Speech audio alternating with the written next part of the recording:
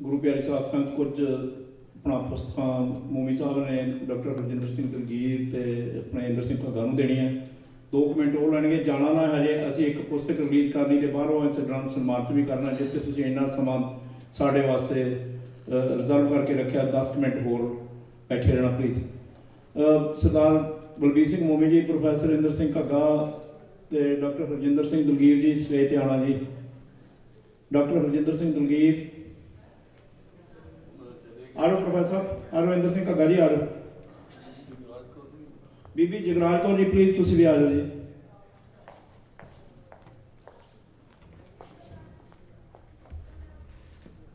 सरदार बलदेव सिंह संधू जिन्हों ने किताब लिखी है, मेरा ख्याल आ गए तो वो भी स्टेज पर आ जाए, उन्होंने किताब रिलीज कर दी है। सरदार बलदेव सिंह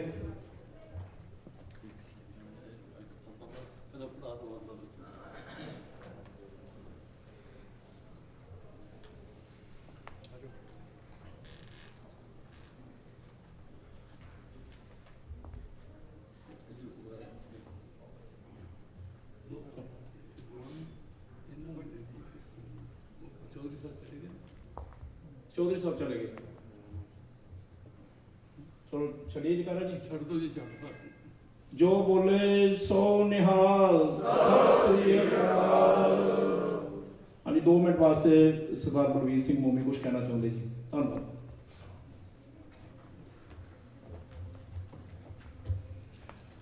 वक्त बहुत हो गया और सारे थके हुए हैं, मैं भी उन्होंने शामिल हाँ। मेरी मुलाकात चरण सिंह नाल 10-12 साल पहला हुई। मैं उदों एक तो अखबार निकलता सी, नगारा वह एडिटर सा, तो ये मैनू अपने आर्टिकल छपन वास्ते भेजते। जो उन्होंने मैं पढ़ता तो मैं डर लगता, इन्नी स्पष्ट सीधी गल लिखनी और कोई डर ना मनना। मैं जो डरदा डरदे छाप देना। उस तो बाद की होंदा सी भी, कई लोग कहते कौन है गुरचरण सिंह का, सानू नंबर तो दो।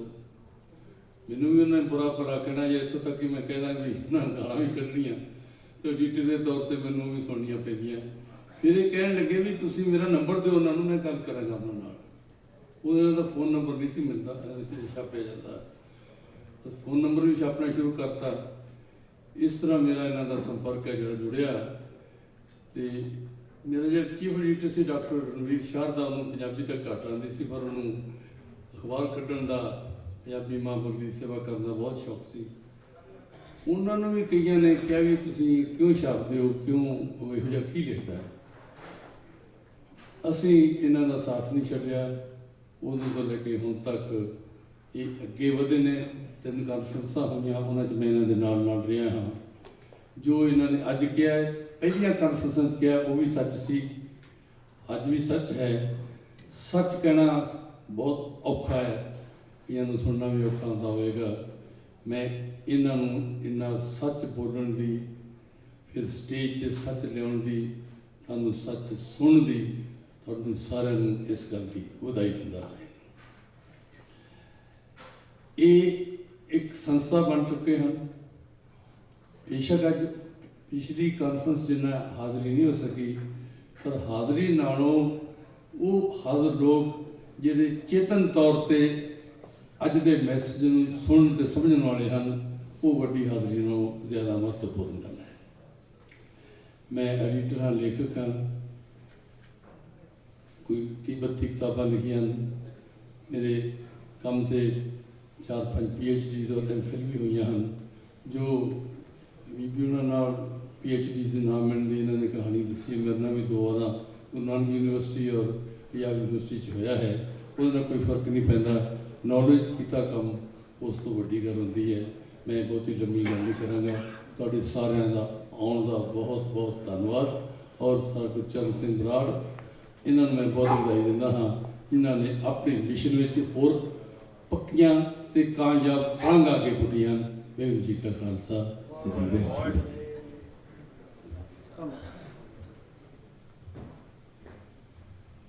मैनू पहला दिसे नहीं सी सरदार सिकंदरजीत सिंह ते हरजीत सिंह भुल्लर, नरवैर सिंह ਸਰਦਾਰ ਮਨਜੀਤ ਸਿੰਘ ਸੋਤਾ, ਪਰਮਿੰਦਰ ਸਿੰਘ ਪਰਮਾਰ ਸ਼ਾਇਦ ਚਲੇ ਗਏ, ਚਰਨਜੀਤ ਸਿੰਘ ਜੀ। ਆ ਆਪਾਂ ਇਹਦੇ ਕੋਈ ਹੋਰ ਸੱਜਣ ਰਹਿ ਨਾ ਜਾਵੇ ਜਿੱਦਾਂ ਮੈਨੂੰ ਐਨਕਾਂ ਨੇੜੇ ਦੀਆਂ ਲਾਈਆਂ ਗਈਆਂ, ਦੂਰ ਹੁਣ ਦਿਸਦਾ ਨਹੀਂ ਹੈ, 10 ਗ੍ਰਾਂਥੀ ਦਿਸਦਾ, ਬਾਕੀ ਨਹੀਂ ਦਿਸਦਾ ਕੁਛ।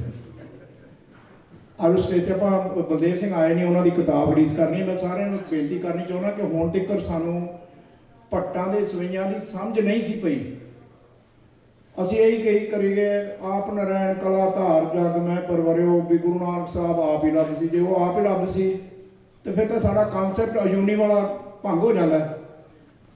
ਸਰਦਾਰ ਬਲਦੇਵ ਸਿੰਘ ਸੰਧੂ ਨੇ ਇੱਥੇ ਕੈਨੇਡਾ 'ਚ ਰਹਿੰਦੇ ਆ, ਤਿੰਨ ਕਿਤਾਬਾਂ ਲਿਖੀਆਂ। ਉਹਨਾਂ ਨੇ ਬੜੀ ਮਿਹਨਤ ਦੇ ਨਾਲ ਇਹਦੇ ਵਿੱਚ ਕਲੀਅਰ ਕੀਤਾ ਹੈ ਵੀ ਕਰਤਾ ਆਪਣੀ ਕਿਰਤ ਦੇ ਵਿੱਚ ਰਮਿਆ ਹੋਇਆ ਹੈ, ਨਾ ਕਿ ਗੁਰੂ ਨਾਨਕ ਸਾਹਿਬ ਦੇ ਵਿੱਚ ਆ ਕੇ ਰਮ ਗਿਆ ਜਾਂ ਤੀਸਰੇ ਪਾਤਸ਼ਾਹ ਦੇ ਬਾਰੇ ਲਿਖਿਆ ਹੋਇਆ ਹੈ ਸਵਈਆ, ਪਰ ਉਹਦੀ ਇੰਟਰਪ੍ਰੀਟੇਸ਼ਨ ਗਲਤ ਕੀਤੀ ਗਈ ਹੈ। ਸਿੰਘ ਸਭਾ ਦੇ ਕਾਰਕੁਨ ਸਾਰੇ ਆ ਜਾਓ ਪਲੀਜ਼ ਸਟੇਜ 'ਤੇ। ਆਪਾਂ ਬਲਦੇਵ ਸਿੰਘ ਉਹਨਾਂ ਦੀ ਕਿਤਾਬ ਰਿਲੀਜ਼ ਕਰਨੀ, ਉਸ ਤੋਂ ਬਾਅਦ ਬਾਹਰੋਂ ਆਏ ਸੱਜਣਾਂ ਨੂੰ ਸਨਮਾਨਿਤ ਕਰਨਾ। ਸਰਦਾਰ ਰਜੀਤ ਸਿੰਘ ਸੋਤਾ ਜੀ ਉਹਨਾਂ ਨੇ ਕੋਈ ਸਵਾਲ ਵੀ ਪੁੱਛਣੇ ਆ, ਉਹਨਾਂ ਦੇ ਵੀ ਜਵਾਬ ਦੇ ਕੇ ਜਾਵਾਂਗੇ। ਥੋੜਾ ਟਾਈਮ ਹੋਰ ਕੱਢੋ ਪਲੀਜ਼। ਆ ਜਾਓ ਜੀ ਸਟੇਜ 'ਤੇ, ਕੱਲ੍ਹ ਨੂੰ ਕੋਈ ਨਾ ਕਹੇ ਵੀ ਮੇਰਾ ਨਾਂ ਰਹਿ ਗਿਆ। ਨਰਵੈਰ ਸਿੰਘ ਆ ਜਾਓ, ਸਿਕੰਦਰ ਜੀ ਆ ਜਾਓ, ਆਪਣੇ ਰਿੱਕੀ ਭੁੱਲਰ ਜੀ,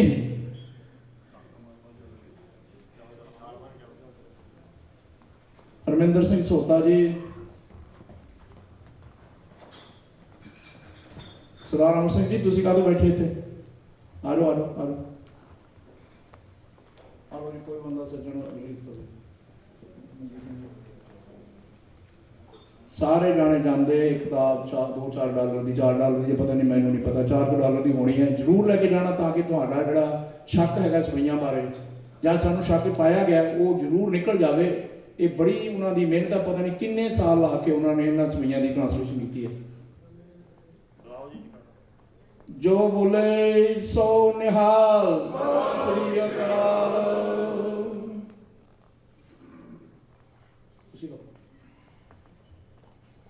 ਹਾਂਜੀ, ਹੁਣ ਮੈਂ ਨਾਮ ਲਾਂਗਾ ਜੀ। ਕੁਝ ਅਸੀਂ ਬਾਹਰੋਂ ਆਏ ਸੱਜਣਾਂ ਨੂੰ ਸਨਮਾਨਿਤ ਕਰਨਾ। ਇੱਥੇ ਖੜੇ ਰਹੋਗੇ, ਇੱਥੇ ਖੜੇ ਰਹੋ, ਸਿੰਘ ਸਭਾ ਵਾਲੇ ਇੱਥੇ ਖੜੇ।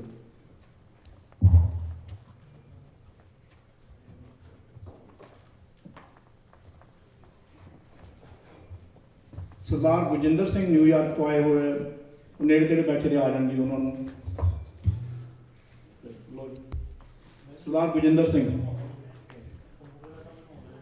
ਪ੍ਰੋਫੈਸਰ ਮਨਜੀਤ ਸਿੰਘ ਪਿਆਸਾ ਜੀ।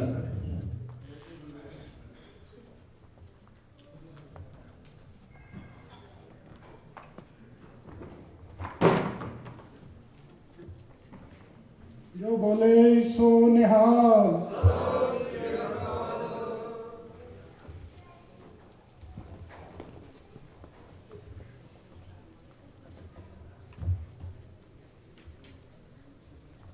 ਜੋ ਬੋਲੇ ਸੋ ਨਿਹਾਲ। ਬਲਰਾਜ ਸਿੰਘ ਸਪੋਕਨ। ਵਰਿੰਦਰ ਸਿੰਘ ਗੋਲਡੀ ਜੀ। ਜੋ ਬੋਲੇ ਸੋ ਨਿਹਾਲ, ਸ੍ਰੀ ਅਕਾਲ। ਵਰਿੰਦਰ ਸਿੰਘ ਗੋਲਡੀ।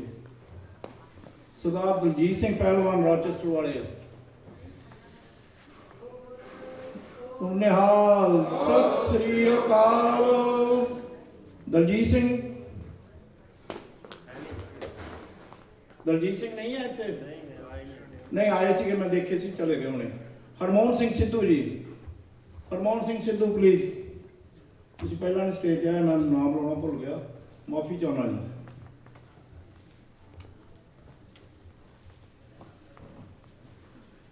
ਜੋ ਬੋਲੇ ਸੋ ਨਿਹਾਲ। ਮਨਪ੍ਰੀਤ ਸਿੰਘ ਖੋਸਾ ਵਿਨੀਪੈਗ।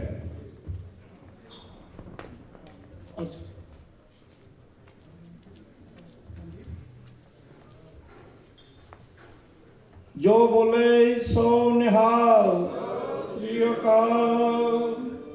ਸਰਦਾਰ ਸੁਖਦੀਪ ਸਿੰਘ ਪ੍ਰਹਾਰ। ਇੱਥੇ ਕਿਤੇ ਲੱਭੇ ਤਾਂ ਭੇਜ ਦੇਣਾ ਜੀ ਅੱਗੇ ਨੂੰ।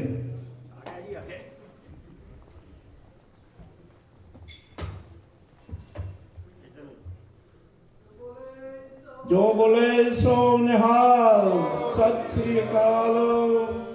ਤੁਹਾਡਾ ਸਾਰਿਆਂ ਦਾ ਬਹੁਤ ਬਹੁਤ ਧੰਨਵਾਦ। ਤੁਸੀਂ ਬੜੇ ਧੀਰਜ ਨਾਲ ਸੁਣਿਆ। ਹੁਣ ਮੈਂ ਬੇਨਤੀ ਕਰਾਂਗਾ ਸਰਦਾਰ ਰਣਜੀਤ ਸਿੰਘ ਸੋਤਾ ਹੋਣਾ ਨੂੰ, ਜੇ ਉਹਨਾਂ ਸਵਾਲ ਲਿਖਿਆ ਹੈ ਤਾਂ ਦੇ ਦੇਣ, ਜਾਂ ਆਪ ਹੀ ਬੋਲਣਾ ਚਾਹੁੰਦੇ ਤੇ 2 ਮਿੰਟ ਪਲੀਜ਼। ਹਾਂਜੀ ਹਾਂ। ਵਾਹਿਗੁਰੂ ਜੀ ਕਾ ਖਾਲਸਾ, ਵਾਹਿਗੁਰੂ ਜੀ ਕੀ ਫਤਿਹ। ਮੇਰੇ ਸਿਰਫ ਸਵਾਲ ਕਾਹਦੇ, ਇੱਕ ਤਰ੍ਹਾਂ ਦੀਆਂ ਬੇਨਤੀਆਂ ਹੈ ਜਿਹੜੇ ਆਪਣੇ ਸਕਾਲਰ ਆ ਇਹਨਾਂ ਵਾਸਤੇ, ਕਿ ਇਹ ਕਿਉਂਕਿ ਮੈਂ ਆ ਤਾਂ ਇਹ ਇੰਨੇ ਕਿ ਲਾ ਕੇ ਗੁਰੂ ਗ੍ਰੰਥ ਸਾਹਿਬ ਦੀ ਬਾਣੀ ਪੜ੍ਹ ਸਕਾਂ ਤੇ ਉਹਨੂੰ ਸਮਝ ਸਕਾਂ। ਜਿਹੜਾ ਹੋਰ ਬਾਕੀ ਚੀਜ਼ਾਂ ਪੜ੍ਹਨੇ ਦਾ ਤਾਂ ਟਾਈਮ ਹੀ ਨਹੀਂ ਹੁੰਦਾ, ਤੇ ਇਹ ਜਿਹੜੇ ਆਪਣੇ ਸਕਾਲਰ ਹੈਗੇ ਇਹ ਜ਼ਰੂਰ ਇਹਨਾਂ ਤੇ ਖੋਜ ਕਰ ਸਕਦੇ ਹੈਗੇ। ਮੈਂ ਵਰਲਡ ਸਿੱਖ ਆਰਗੇਨਾਈਜੇਸ਼ਨ ਵਾਸਤੇ ਪਿਛਲੇ 30 ਸਾਲ ਤੋਂ ਕੰਮ ਕਰਦਾ ਰਿਹਾ ਸੀ, ਤੇ ਹੁਣ ਸਿੱਖ ਨੈਸ਼ਨਲ ਆਰਕਾਈਵਸ ਜਿਹਦੇ ਅੰਡਰ ਕਿ ਕਲੈਕਸ਼ਨ ਸਿੱਖਾਂ ਦੇ ਲਿਟਰੇਚਰ ਦੀ ਸਾਰੀ ਇਕੱਠੀ ਕੀਤੀ ਜਾ ਰਹੀ ਆ, ਉਹਦੇ ਵਾਸਤੇ ਕੰਮ ਕਰਦਾ ਹੈਗਾ ਹੈ। ਤੇ ਇਸ ਲਈ ਸਾਡੀ ਆ ਸੰਗਤ ਦੇ ਵਿੱਚ ਘੱਟੋ ਘੱਟ 8-10 ਬੰਦੇ ਹੋਣਗੇ ਜਿਹੜੇ WSO ਦੇ ਮੈਂਬਰ ਰਹਿ ਚੁੱਕੇ ਆ ਕਲੈਕਟਰ ਦੇ, ਕੋਈ ਗ੍ਰਾਂਟ ਤੋਂ ਕੋਈ ਆਰਡਰ ਤੋਂ ਕਿਤੋਂ ਹੈਗਾ ਹੈ। ਇੱਕ ਸਵਾਲ ਹੈ, ਇੱਕ ਮੇਰੇ ਪਾਸ 10 ਗ੍ਰਾਂਟ ਦੀ ਪੁਰਾਣੀ ਹੱਥ ਲਿਖਤ ਬੀਡ ਹੈਗੀ ਆ ਜਿਹੜੇ ਕਲੈਕਸ਼ਨ ਦੇ ਵਿੱਚ ਹੀ ਆਈ ਉਹਦੇ ਕਿਤੇ ਵੀ 10 ਗ੍ਰੰਥ ਨਹੀਂ ਲਿਖੇ ਆ, ਲੇਕਿਨ ਕੰਟੈਂਟ ਜਿੱਥੋਂ ਸ਼ੁਰੂ ਹੁੰਦੇ ਉੱਥੇ ਲਿਖਿਆ ਬਚਿੱਤਰ ਨਾਟਕ। ਤੇ ਪਹਿਲੇ ਪੰਨੇ ਦੇ ਉੱਤੇ ਇੱਕ ਬੜੀ ਮੀਨਾਕਾਰੀ ਕਰਕੇ ਜਿੱਥੋਂ ਜਾਪ ਸਾਹਿਬ ਸ਼ੁਰੂ ਹੁੰਦਾ ਤਸਵੀਰ ਬਣਾਈ ਹੈ। ਤਸਵੀਰ ਦੇ ਵਿੱਚ ਖੱਬੇ ਹੱਥ ਗੁਰੂ ਨਾਨਕ ਦੇਵ ਜੀ ਤੇ ਬਾਲਾ ਮਰਦਾਨਾ ਬਣਾਏ ਆ, ਸੱਜੇ ਹੱਥ ਛੇਵੇਂ ਪਾਤਸ਼ਾਹ ਘੋੜੇ ਤੇ ਸਵਾਰ ਹੈ ਤੇ 2 ਸਿੰਘ ਨਾਲ ਹੰਟਿੰਗ ਕਰਦੇ ਦਿਖਾਏ ਗਏ ਹੈਗੇ ਆ, ਤੇ ਸੈਂਟਰ ਦੇ ਵਿੱਚ ਉਹ ਜਿਹੜੀ ਦੁਰਗਾ ਦੇਵੀ ਆ 4 ਬਾਹਾਂ ਵਾਲੀ ਉਹ ਦਿਖਾਈ ਗਈ ਆ ਇਸ ਤਰ੍ਹਾਂ, ਤੇ ਉੱਥੋਂ ਜਾਪ ਸ਼ੁਰੂ ਹੁੰਦਾ ਹੈਗਾ। ਉਹ ਹੱਥ ਲਿਖਤਾ ਪੁਰਾਣੀ ਹੈਗੀ ਆ, ਤੇ ਜਿਸ ਲਈ ਉਹਦੇ ਵਿੱਚ ਦੇਖੀਏ ਨਾ ਅਸੀਂ ਕਿ ਗੁਰੂ ਗ੍ਰੰਥ ਸਾਹਿਬ ਜੀ ਅਸੀਂ ਪੜ੍ਹਦੇ ਹਾਂ ਤੇ ਕਿਤੇ ਇੱਕ ਜਗ੍ਹਾ ਵੀ ਅਦਕ ਨਹੀਂ ਯੂਜ਼ ਹੋਇਆ ਗੁਰੂ ਗ੍ਰੰਥ ਸਾਹਿਬ 'ਚ। ਕਿਤੇ ਇੱਕ ਜਗ੍ਹਾ ਵੀ ਪੈਰ ਦੇ ਵਿੱਚ ਬਿੰਦੀ ਕਿਸੇ ਅੱਖਰ 'ਚ ਖੱਖਾ ਜਾਂ ਕਿਸੇ ਪੱਪਾ ਕਿਸੇ ਪੈਰ 'ਚ ਅੱਖਰ ਬਿੰਦੀ ਨਹੀਂ ਆਈ। ਇਹ ਫਾਰਸੀ ਦੇ ਜਿਹਦੇ ਆਦਿਕ ਪਾ ਕੇ ਕੀਤੇ ਗਏ, ਲੇਕਿਨ ਜਾਪ ਸਾਹਿਬ ਦੇ ਵਿੱਚ ਮੈਂ ਗਿਣਤੀ ਕੀਤੀ ਹੈਗੀ ਆ ਕਿੰਨੀ ਵਾਰੀ ਅਦਿਕ ਆਇਆ, ਕਿੰਨੀ ਵਾਰੀ ਪੈਰ 'ਚ ਬਿੰਦੀਆਂ ਆਈਆਂ ਹੈਗੀਆਂ ਥਾਂ। ਉਹਦੇ ਨਾਲ ਪ੍ਰੋਨਾਊਂਸੀਏਸ਼ਨ 'ਚ ਫਰਕ ਨਹੀਂ ਪੈਂਦਾ, ਅਦਕ ਲਾਓ ਜਾਂ ਨਾ ਹੋ, ਚਿੱਤਰ ਕੋਈ ਫਰਕ ਨਹੀਂ ਪੈਂਦਾ, ਚਿੱਤ ਕੋਈ ਫਰਕ ਨਹੀਂ ਪੈਂਦਾ, ਸੇਮ ਹੀ ਆ। ਜੇ ਇਹ ਕਦੋਂ ਸ਼ੁਰੂ ਹੋਈਆਂ, ਕੀ ਇਹ ਮਹਾਰਾਜਾ ਰਣਜੀਤ ਸਿੰਘ ਦੇ ਟਾਈਮ ਤੇ ਸ਼ੁਰੂ ਹੋਏ ਇਹ ਜਿਹੜੀ ਲਗਾ ਮਾਤਰਾ ਅਦਕ ਤੇ ਪੈਰ 'ਚ ਬਿੰਦੀਆਂ ਲਾਉਣੀਆਂ, ਜਾਂ ਪਹਿਲਾਂ ਜਾਂ ਗੁਰੂ ਗੋਬਿੰਦ ਸਿੰਘ ਦੇ ਟਾਈਮ ਤੇ ਹੋਈਆਂ? ਇਸ ਤੋਂ ਪਤਾ ਲੱਗਦਾ ਕਿ ਇਹ ਜਿਹੜੀ ਲਿਖਤ ਹੈਗੀ 10 ਗ੍ਰੰਥ ਇਹ ਗੁਰੂ 10ਵੇਂ ਪਾਤਸ਼ਾਹ ਦੀ ਨਹੀਂ ਹੋ ਸਕਦੀ। ਨਿਰਮਲੇ ਲੋਕ ਜਿਹੜੇ ਜਿਨ੍ਹਾਂ ਨੇ ਸਾਡੇ ਧਰਮ ਦੇ ਵਿੱਚ ਪਹਿਲਾਂ ਮੂਰਤੀਆਂ ਲਵਾਤੀਆਂ, ਦਰਬਾਰ ਸਾਹਿਬ ਮਹਾਰਾਜਾ ਰਣਜੀਤ ਸਿੰਘ ਦੇ ਟਾਈਮ ਤੇ ਲਾਈਆਂ, ਉਹ ਹਟਾਈਆਂ ਗਈਆਂ, ਲੇਕਿਨ ਬਾਣੀ ਦੇ ਵਿੱਚ ਕਾਂਸੀ ਬਨਾਰਸ ਦੇ ਬਾਰੇ 16 ਸ਼ਬਦ ਆ। ਬਹੁਤੇ ਸ਼ਬਦ ਹੈਗੇ ਆ ਭਗਤ ਕਬੀਰ ਦੇ, ਲੇਕਿਨ ਇੱਕ ਮਹੱਲਾ ਪਹਿਲਾ ਤੇ ਮਹੱਲਾ ਤੀਜਾ ਤੇ ਚੌਥਾ। ਮਹੱਲਾ ਤੀਜਾ ਗੁਰੂ ਅਮਰਦਾਸ ਜੀ ਬਨਾਰਸ ਜਾਂਦੇ ਰਹੇ, ਤੁਸੀਂ ਪੜ੍ਹਦੇ ਆ ਸਾਰੀ ਉਮਰ ਉਹ ਉੱਥੇ ਤੀਰਥ ਕਰਨ ਜਾਂਦੇ ਸੀਗੇ, ਲੇਕਿਨ ਜਦੋਂ ਉਹ ਗੁਰੂ ਦੇ ਲੜ ਲੱਗੇ ਤੇ ਗੁਰੂ ਬਣੇ ਹੈਗੇ ਆ, ਤੇ ਉਹਨਾਂ ਨੇ ਬਾਣੀ ਦੇ ਵਿੱਚ ਲਿਖਿਆ ਪੰਨਾ 491 ਲਾਈਨ 13, ਨਾ ਕਾਸੀ ਮਤ ਉਪਜੈ ਨਾ ਕਾਸੀ ਮਤ ਜਾਏ, ਸਤਿਗੁਰ ਮਿਲਿਆ ਮਤ ਉਪਜੈ ਤਾਂ ਇਹ ਸੋਝੀ ਪਾਏ। ਨਾ ਉੱਥੇ ਉਹ ਪੈਦਾ ਹੁੰਦੀ ਆ ਮਤ, ਨਾ ਉੱਥੇ ਜਾ ਕੇ ਆਉਂਦੀ ਆ ਕਿਸੇ ਨੂੰ। ਫਿਰ ਗੁਰੂ ਸਾਹਿਬ ਨੇ ਕਿਸ ਤਰ੍ਹਾਂ ਨਿਰਮਲਿਆਂ ਨੂੰ ਭੇਜ ਦਿੱਤਾ ਉੱਥੇ ਜਾ ਕੇ, ਕਾਸ਼ੀ ਜਾ ਕੇ? ਇਹ ਸਭ ਝੂਠੀਆਂ ਕਹਾਣੀਆਂ ਬਣਾਈਆਂ ਗਈਆਂ ਨਿਰਮਲਿਆਂ ਨੇ ਆਪਣਾ ਪ੍ਰਭਾਵ ਪਾਉਣ ਵਾਸਤੇ, ਔਰ ਅਸੀਂ ਉਸੇ ਤਰ੍ਹਾਂ ਸੁਣੀ ਜਾਂਦੇ ਹਾਂ। ਅਰਦਾਸ ਦੇ ਵਿੱਚ ਅਸੀਂ ਸਭ ਕੁਝ ਸੁਣਿਆ ਕਿ ਆ ਭਗਵਤੀ ਤੇ ਹੋਰ ਸਭ ਕੁਝ, ਜਿਸਲੇ ਕਹਿੰਦੇ ਆ ਹਰਕਿਸ਼ਨ ਸ੍ਰੀ ਹਰਕਿਸ਼ਨ ਧਿਆਈ ਹੈ ਜਿਸ ਡਿੱਠੇ ਸਭ ਕੁਝ ਚਾਹੇ, ਤੇ ਬਾਣੀ ਦੇ ਵਿੱਚ ਲਿਖਿਆ ਡਿੱਠੇ ਮੁਕਤ ਨਾ ਹੋਈ ਜੇ ਚਿਰ ਸ਼ਬਦ ਨਾ ਕਰੇ ਵਿਚਾਰ। ਇਹ ਗੱਲਾਂ ਮਿਲਦੀਆਂ ਨਹੀਂ ਆਪਸ ਵਿੱਚ। ਸੋ ਇਹ ਚੀਜ਼ਾਂ ਜਿਹੜੇ ਬਾਣੀ ਪੜ੍ਹਦੇ ਹਾਂ, ਅਸੀਂ ਗੁਰਬਾਣੀ ਪੜ੍ਹਦੇ ਹਾਂ, ਜਿਹੜੇ ਵਿਚਾਰ ਕਰਦੇ ਹਾਂ, ਤੇ ਆਟੋਮੈਟਿਕਲੀ ਇਹ ਸਾਡੇ ਸਾਹਮਣੇ ਆ ਜਾਂਦੀਆਂ ਹੈਗੀਆਂ। ਤੇ ਆਪਣੇ ਜਿਹੜੇ ਸਕਾਲਰ ਹੈਗੇ ਇਹਨਾਂ ਸਾਰੀਆਂ ਚੀਜ਼ਾਂ ਤੇ ਘੋਖ ਕਰਨੀ ਚਾਹੀਦੀ, ਕਿਉਂਕਿ ਜਿਹੜਾ ਖਾਸ ਕਰਕੇ ਲਗਾ ਮਾਤਰਾ ਤੇ ਅਦਕ ਦਾ ਤੇ ਪੈਰਾਂ 'ਚ ਬਿੰਦੀਆਂ ਵਾਲੇ ਅੱਖਰ ਕਦੋਂ ਸ਼ੁਰੂ ਹੋਏ ਇਹ ਪਤਾ ਕਰਨਾ ਚਾਹੀਦਾ। ਹੋਰ ਵੀ ਕਈ ਕਾਰਨ ਹੋ ਸਕਦੇ ਆ। ਜਿਹੜਾ ਉਪਰਾਲਾ ਕੀਤਾ ਜਾ ਰਿਹਾ ਉਹ ਬੜਾ ਸੋਹਣਾ ਸੁਚੱਜਾ ਹੈ, ਔਰ ਸਾਨੂੰ ਤਾਂ ਹੀ ਅਸੀਂ ਗੁਰੂ ਦੇ ਨਾਲ ਲੱਗ ਸਕਦੇ ਜੇ ਅਸੀਂ ਆਪ ਬਾਣੀ ਪੜ੍ਹੀਏ ਤੇ ਵਿਚਾਰੀਏ। ਵਾਹਿਗੁਰੂ ਜੀ ਕਾ ਖਾਲਸਾ, ਵਾਹਿਗੁਰੂ ਜੀ ਕੀ ਫਤਿਹ। ਸ਼ੁਕਰ ਹੈ ਸਰਦਾਰ ਰਣਜੀਤ ਸਿੰਘ ਸੋਤਾ ਉਹਨਾਂ ਨੇ ਸਵਾਲ ਨਹੀਂ ਪਾਇਆ, ਆਪ ਹੀ ਸਵਾਲ ਦਾ ਜਵਾਬ ਦੇ ਕੇ ਚਲੇ ਗਏ। ਹੁਣ ਮਨਦੀਪ ਸਿੰਘ ਵਰਨਨ ਜੀ 5-7 ਮਿੰਟ ਵਾਸਤੇ ਆਪਣੇ ਕਵਿਤਾ ਬੋਲਣਗੇ ਮਨਜੀਤ ਸਿੰਘ ਤੇ ਉਹਨਾਂ ਦੇ ਸਾਥੀ। ਇਸ ਕਵਿਤਾ ਤੋਂ ਬਾਅਦ ਸਮਾਪਤੀ ਹੈ ਜੀ। ਮੈਂ ਸਾਰਿਆਂ ਦਾ ਤੁਹਾਡਾ ਤਹਿ ਦਿਲੋਂ ਧੰਨਵਾਦੀ ਹਾਂ ਜਿਨ੍ਹਾਂ ਨੇ ਸਮਾਂ ਕੱਢਿਆ। ਸਰਦਾਰ ਦਲਪ੍ਰੀਤ ਸਿੰਘ ਜੀ ਹੋਣੀ, ਜਿਸ ਤਰ੍ਹਾਂ ਆਪਣੇ ਕੋਲੰਬਸ ਓਹਾਇਓ ਤੋਂ ਤੇ ਹੋਰ ਦੂਰ ਤੋਂ ਨਾਰਥ ਕੈਰੋਲਾਈਨਾ ਤੋਂ ਸਰਦਾਰ ਮੇਰਾ ਖਿਆਲ ਗੁਰਸ਼ਾਨਜੀਤ ਸਿੰਘ ਮੱਲੀ ਦਾ ਦਿਸ ਨਹੀਂ ਚਲੇ ਗਏ ਕਿਧਰੇ ਲੱਗਦੇ ਆ। ਹੋਰ ਵੀ ਬੜੀ ਦੂਰੋਂ ਆਏ ਸੱਜਣ, ਸਾਰਿਆਂ ਦਾ ਤਹਿ ਦਿਲੋਂ ਧੰਨਵਾਦ। ਤੇ ਮਾਨ ਬ੍ਰਦਰਸ ਦੇ ਕੋਲੋਂ ਹੁਣ 5-7 ਮਿੰਟ ਵਾਸਤੇ ਕਵਿਤਾ ਚੁੱਪ ਦਾ ਦਾਨ ਬਖਸ਼ਣਾ ਜੀ, ਤਾਂ ਕਿ ਅਸੀਂ ਸਾਰੇ ਜਾਣੇ ਕਵਿਤਾ ਨੂੰ ਇੰਜੋਏ ਕਰ ਸਕੀਏ। ਚਾਹ ਦਾ ਕੱਪ ਪੀਵਾਂਗੇ, ਫਿਰ ਬਾਕੀ ਦੀਆਂ ਗੱਲਾਂ ਬਾਅਦ 'ਚ। ਮਨਜੀਤ ਸਿੰਘ। ਵਾਹਿਗੁਰੂ ਜੀ ਕਾ ਖਾਲਸਾ, ਵਾਹਿਗੁਰੂ ਜੀ ਕੀ ਫਤਿਹ ਜੀ। ਬਹੁਤ ਬਹੁਤ ਧੰਨਵਾਦ। ਜੋ ਹੁਕਮ ਹੋਇਆ ਹੈ ਇੱਕ ਆਖਰੀ ਕਵਿਤਾ, ਉਸ ਤੋਂ ਬਾਅਦ ਸਮਾਗਮ ਦੀ ਸਮਾਪਤੀ ਹੈ ਜੀ। ਅੱਜ ਦੀ ਜੋ ਕਾਨਫਰੰਸ ਦਾ ਉਹ ਨਿਚੋੜ ਹੈ ਕਿ ਇਹ ਕਾਮ ਦਾ ਜੋ ਭਰਿਆ ਹੈ ਪੋਥਾ ਗੁਰੂ ਗੋਬਿੰਦ ਸਿੰਘ ਜੀ ਦੇ ਨਾਂ ਤੇ ਮੜ ਦਿੱਤਾ ਗਿਆ ਹੈ ਤੇ ਅਸੀਂ ਪ੍ਰਣ ਕਰਨਾ ਹੈ ਕਿ ਇਸ ਦੀ ਕੋਈ ਵੀ ਰਚਨਾ ਸਾਡੇ ਗੁਰੂ ਦੀ ਲਿਖੀ ਗੁਰਬਾਣੀ ਦੇ ਬਰਾਬਰ ਤਾਂ ਨਹੀਂ ਕਰ ਸਕਦੀ। ਸੋ ਆਓ ਇਹ ਕਵਿਤਾ ਸਰਵਣ ਕਰੀਏ ਜੀ। ਸੀ ਹੁਕਮ ਗੁਰੂ ਨੇ ਕੀਤਾ, ਤੁਸੀਂ ਗੁਰੂ ਸ਼ਬਦ ਨੂੰ ਮੰਨਣਾ, ਪਰ ਵਿਪਰਾਂ ਕਰੀ ਤਿਆਰੀ, ਸਿੱਖੀ ਦਾ ਗੜ ਹੈ ਭੰਨਣਾ। ਹੈ ਗੁਰਗੱਦੀ ਨੂੰ ਚੈਲੰਜ, ਰਲ ਕੇ ਸਾਧਾਂ ਨੇ ਘੜਿਆ, ਇੱਕ ਕਾਮ ਦਾ ਭਰਿਆ ਪੋਤਾ, ਗੁਰੂ ਦਸਵੇਂ ਦੇ ਸਿਰ ਮੜਿਆ। ਸੀ ਹੁਕਮ ਗੁਰੂ ਨੇ ਕੀਤਾ, ਸੀ ਹੁਕਮ ਗੁਰੂ ਨੇ ਕੀਤਾ, ਤੁਸੀਂ ਗੁਰੂ ਸ਼ਬਦ ਨੂੰ ਮੰਨਣਾ, ਪਰ ਵਿਪਰਾਂ ਕਰੀ ਤਿਆਰੀ, ਸਿੱਖੀ ਦਾ ਗੜ ਹੈ ਭੰਨਣਾ।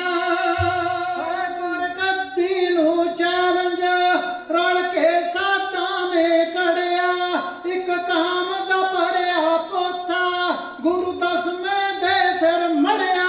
ਉਹ ਜਦ ਰਾਜ ਫਰੰਗੀ ਕੀਤਾ, ਜਦ ਰਾਜ ਫਰੰਗੀ ਕੀਤਾ, ਤੇ ਸਾਥ ਨਿਰਮਲੇ ਦਿੱਤਾ, ਸੁੱਖਾ ਸਿਉ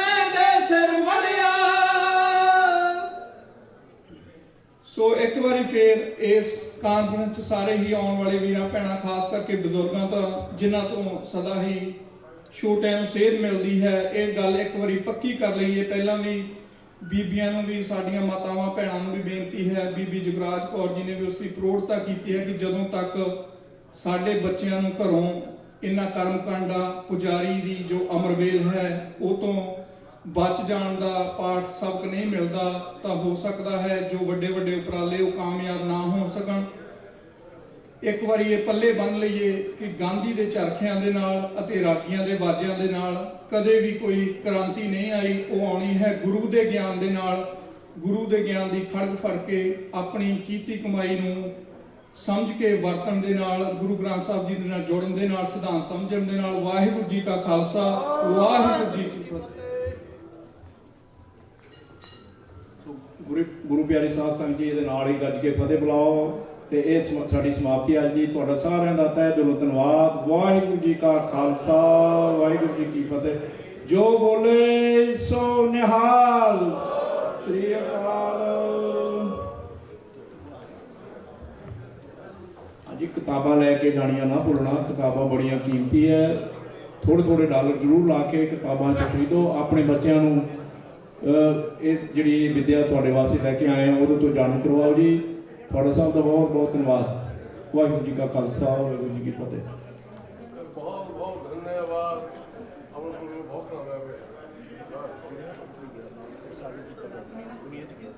बहुत ऑनलाइन होगा।